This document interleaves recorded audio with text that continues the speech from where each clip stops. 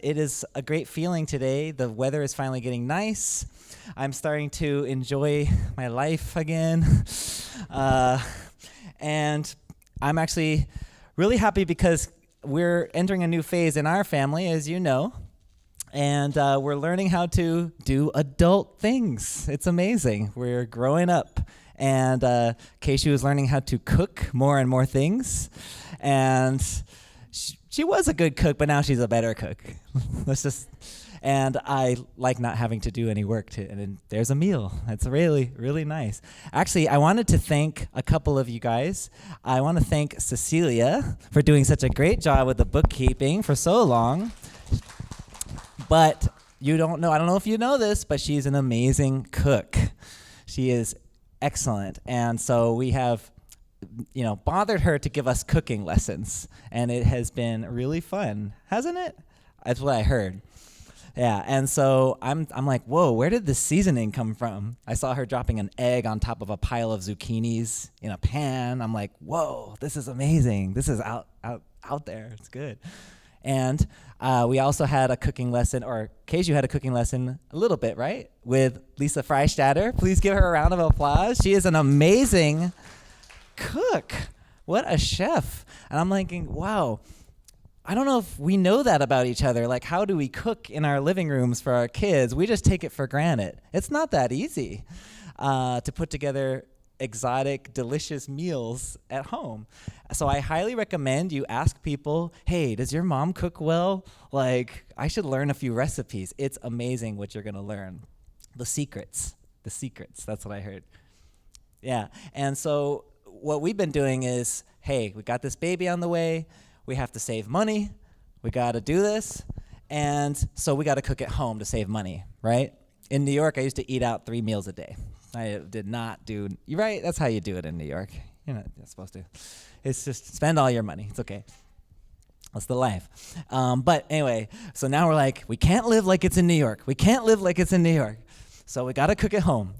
So Keisha's been cooking at home, but so what she does is, hey, I cooked an extra big lunch today to save money, which means I can go to the $5 sushi place for dinner. Right? I'm like, sure, that makes sense. You just kind of made a negotiation without me and then concluded it and then told me. But it's okay. And it's been happening about a couple times a week, right? I made an extra meal, which means I can save money to go to the, let me guess, $5 sushi place. Yep, okay. So we're still actually kind of spending money at the $5 sushi place. The other day, this happened this week, I said, how was it? How was the sushi at the place when I picked her up? And she said, oh, it was pretty good, but the second roll was better than the first roll. And I'm like, what do you mean the second roll? She's like, well, I always get 2 rolls. I'm like, oh, so the $5 sushi place is a $10 sushi place. And so it's so funny. She looked, yeah. And it's funny. And that was kind of the topic on my mind this whole week, was telling somebody something when it's hard. When it's hard. Even the smallest thing, which is $5 sushi, is actually $10 sushi. We hide that little detail, right? And I've done it too.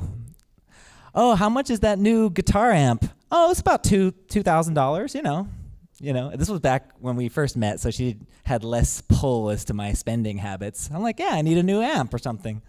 It's $2,000. I saved up for it, don't worry. When you look at the bank statements, it's actually $249.99. It's actually, wait a second, where did that extra $500 you just snuck in there? So now we're getting a little better about, well, I'm going to go get a $10 sushi. And on this kind of truth, on this kind of note of, do we have to be so, afraid of telling truth, even if it's small or personal? And actually, it's healthier to kind of challenge that, lean into that. There's a few things in the Bible that I think kind of support this. And I wonder if sometimes we get it confused by like a traditional kind of religious or broad stroke approach. It's holier or it's saintly to be a doormat, to just not say anything, to just not be in the way, and to keep it to yourself. I think that kind of message does come across sometimes. You look at this one, so they asked me for titles, so I said, I'm going to give you a title, The Meek and the Cheek. That's the title of the sermon today. I said, be careful what you wish for. You want titles? Here you go. The Meek and the Cheek. These are two lessons from the Bible that I think kind of support maybe this concept that we have to be gentle, maybe a little too gentle sometimes. I was looking into this. So you've all heard of turning the other cheek, right? Turn the other cheek. If you get slapped, I mean, I don't know how many of us get slapped on a regular basis, right? So it's kind of like maybe not applicable at face value. But if you turn the other cheek, don't retaliate. And then the other one is the meek. Does anybody know the passage that is implying? The meek shall inherit the earth. Blessed are the meek, for they shall inherit the earth. And I'm sure you've heard it, maybe in reference. And it's actually part of a larger stanza called the Beatitudes. It's in Matthew. And I'll read some of them to you. Blessed are the poor in spirit, for theirs is the kingdom of heaven. Blessed are those who mourn, for they shall be comforted. Blessed are the meek, for they shall inherit the earth. Blessed are those who hunger and thirst for righteousness, for they shall be satisfied. Blessed are the merciful, for they shall receive mercy. Blessed are the pure in heart, for they shall see God. Blessed are the peacemakers, for they shall be called sons of God. Blessed are those who are persecuted for righteousness' sake, for theirs is the kingdom of heaven. And I was looking at this from afar, going, actually, many of these don't sound so wonderful. Blessed are the poor in spirit, the mourning. Blessed are the meek. Blessed are the persecuted. And I'm thinking, this being blessed thing isn't so great. This sounds pretty terrible. Sounds like suffering. I want joy. I want success. So you're probably thinking, I want to get that promotion. I want to get that new side business I've always wanted. I want to have better communication with my husband, with my spouse. I want this. I want that. And then maybe I'll open the Bible for inspiration. And then you open it and you go, blessed are the meek, for they shall inherit the earth. Okay, how does that mean something to me? How does that mean something? So I want to challenge this idea. If you look at the synonyms of the word meek, or the definition, it says quiet, easily imposed on, and submissive. That's an interesting definition for what Jesus was trying to tell us to be. Submissive, easily imposed on. Actually, that doesn't sound like Jesus himself to me. So I'm looking further into this, going, I don't really understand this. And I find some interesting info. A lot of it was just lost in translation. 2,000 years ago, the Greek word for meek meant a much different thing. The word meek that they used in Greek, meek, that's interesting. I didn't think of that. I should have put that in there. Greek, the meek, and the cheek. That's the new title. Change it. Okay, so in Greek, the word meek, I'm going to stop doing that. Okay, in the ancient times, the word meek meant obedient and faithful, obedient and gentle and faithful. And it was a word used for animals most commonly. It was a word used for trained animals like oxen, like horse, like name other animals that would do work for you, I guess sheep. And so it actually has a much different connotation. Obedient to the word of God. Obedience to your principles. And that's a much different connotation than just get out of the way, be submissive, don't ruffle anybody's feathers, right? Being obedient. And I was thinking, the image that came to my mind is, wow, even a very powerful animal, like an ox, that if it channeled its energy to hurt you, it could really hurt you. It could be so devastating, the power of that animal. But when that animal is obedient to the shepherd or the master or the owner, it is an incredible thing. It can pull incredible weight, and it stands its ground so firmly. So even the oxen can be meek. And that's cool for me because my Chinese zodiac sign is an ox. So it feels good. It feels like you can stand your ground, but be meek. And I think this is kind of a very relevant topic for today because people are trying to define the word compassion. Who's a good person? The person who gets out of the way? The person who, and we kind of see successful people as the jerks. Oh, that guy did nothing but promote his own career. He must be a jerk, right? So this is an interesting definition change. The meek, a powerful animal can be meek. The other one is turn the other cheek. And there's an interesting kind of story to this that I think is helpful. So Jesus says, if somebody hits you on the cheek, offer them your other cheek, right? But actually, in a prophetic way, he actually later in his life actually gets smacked on the cheek. Literally, like in what he's teaching. It's as he's on his way, essentially, to the cross. They're going to try him. They're inquiring, what are you and your disciples up to? What's your doctrine? People are saying that you're saying you're God. What's going on? And so the high priest and some officers, they question him. What's going on with you and your disciples? And Jesus says, well, you ask them. Don't ask. They know what I've said. And the guy didn't like that. He's like, you're really going to talk to the high priest that way? And an officer smacks Jesus on the side of the face. And then Jesus does something very interesting. Here he is standing in the position of getting hit on the cheek, literally. And what he says is, if I've done evil, show me that I've done evil. If I have not done evil, then why are you doing what you're doing? That was his answer. That was a question. And the sort of the Bible that I was reading at that time, my favorite Bible, the Dake Bible, had an amazing note on it that said, this proves that Jesus is saying it's okay to call into question the person attacking you. You can call it into question. So you can offer your other cheek, but you're also entitled, and it's also morally good and okay to call into question, hey, why are you doing what you're doing? And I think this is so amazing because growing up, I've grappled with these idea of boundaries, having healthy boundaries for myself. Do I have to cave in to everybody's demand of me? And as I got older and older, after some disastrous life experiences, you realize you have to stand your ground sometimes. I've had many, many roommates living in New York and even here. And there was one roommate, it was a disastrous situation. She was just going to stay a few weeks. And then at the end of the few weeks, you know what happens. Oh, can I stay a little longer, but I don't have any money? I'll pay you later kind of thing. And I'm being a nice guy. Well, treat others as you would treat, as you would have them treat you. Okay. And then after the end of the second month, it's, hey, I have so much, I'm in between houses and apartments. And I don't have a husband, but my kid is depending on me. And I have all this furniture. I have 2 huge couches, and I have no money to pay for storage. Can I move my couch into your living room?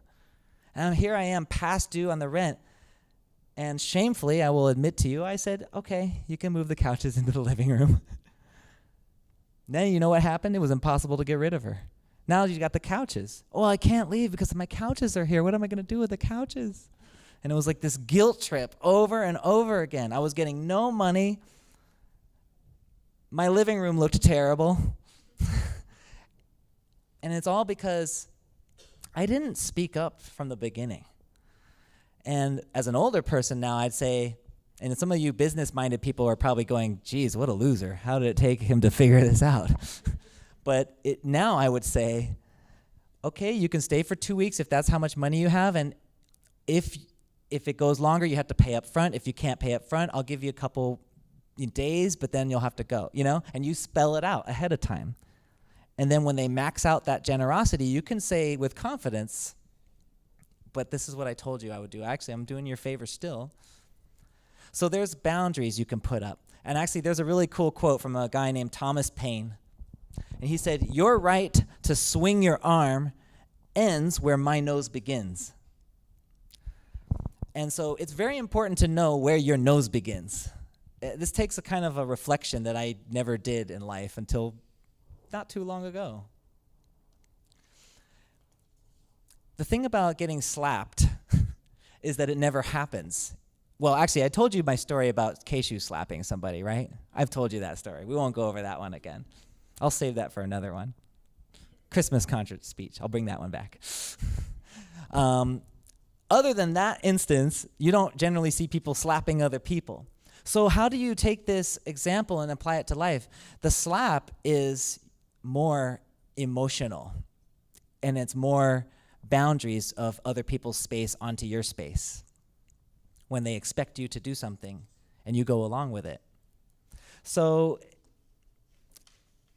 I think it's important to kind of see that if somebody's doing something invasive onto your situation or expecting something of you, you have every right to call it into question. Hey, I noticed you're kind of expecting, it seems like you're expecting you can just move your couches into here.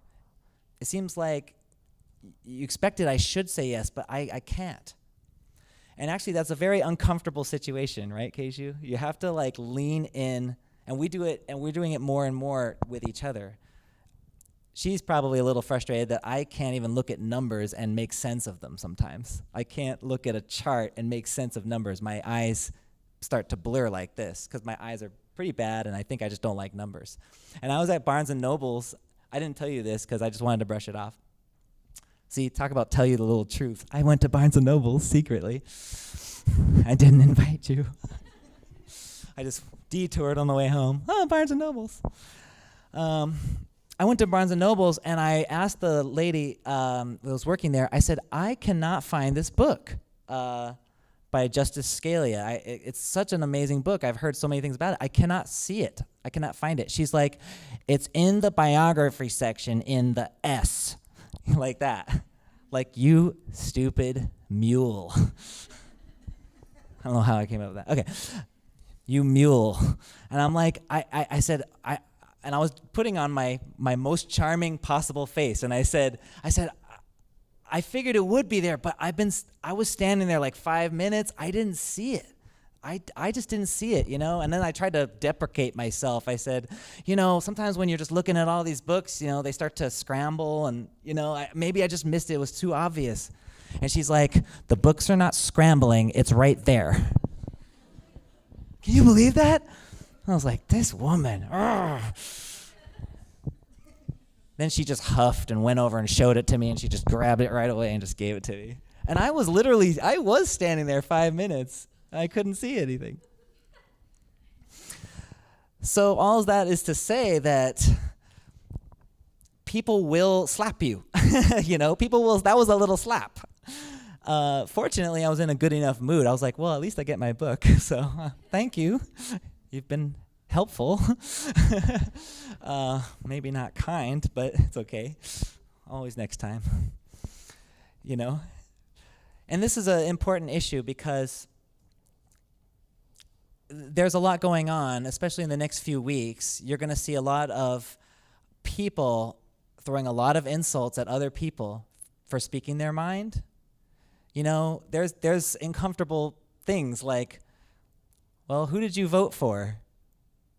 And then you're like, oh, God, should I tell you that? Can we change the topic? There's these moments, you're going to confront them over and over again. Even with, do you believe in God? Even with, what's your stance on so-and-so issue? You're going to have to confront the idea of sticking out and maybe speaking some truth, but it has to be as gentle as possible. Because a lot of times people use truth-telling as a way to just cut and blast people, the sword of truth. We don't want to do that. So I'm encouraging you to take a look at the key word of being meek and being gentle is obedience, which actually takes courage. Later in the Bible, in James 3:3, he makes this beautiful image about the animal is steered by the bit. There's a hard iron in the mouth, and wherever that goes, the body goes with it. So we want to obey the Word of God. We want to obey the instructions that we're given to be better people. We want to be obedient, but we can be powerful, successful people at the same time. And we don't have to apologize for that. You can be standing your ground. And that is meekness. And the other thing, the key word of turning the other cheek is not let people walk all over you.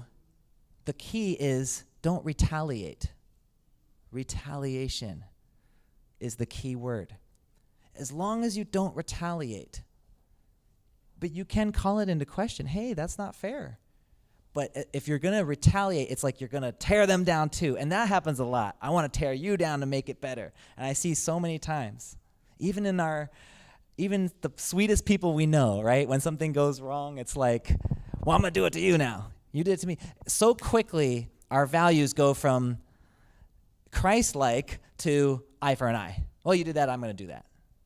Right? So quickly, you just flip a little switch, you're back into that mode again. So it takes a maintenance, an obedience, like an ox plowing every day. I'm going to keep my mindset where I'm not going to retaliate, but I can stand my ground. But I can. And so I encourage you all to find a careful balance with that between husband and wife. That's a major thing. We're working on it all the time. And we've gone back into our history where it was like, wow, during those times, I was the one just mowing her down. I was the one with the big dreams, and Casey just got out of the way. She just got out of the way. And then we figured out another layer to this. It's actually your responsibility. It is your responsibility to stand your ground. Because if your partner in life or a family member is overreaching, it's better for you to stand your ground so that they can learn where the line is, right? So what happens generally is one person is overreaching and swinging and taking control. The other person getting out of the way.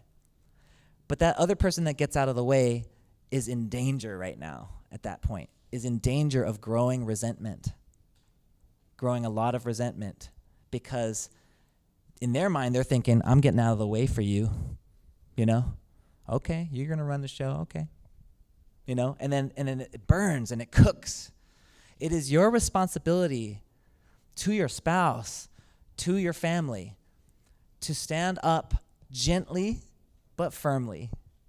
Think of the powerful animal that's obeying with kindness. So I want you to grapple with that this week. Think about that. Meditate on that. Read the Beatitudes. They are beautiful. And I think you'll find a lot of comfort and inspiration from those things. So thank you very much.